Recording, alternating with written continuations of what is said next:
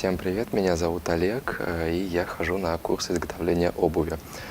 Это получилось довольно давно, когда я попробовал заниматься чем-то своим и для себя.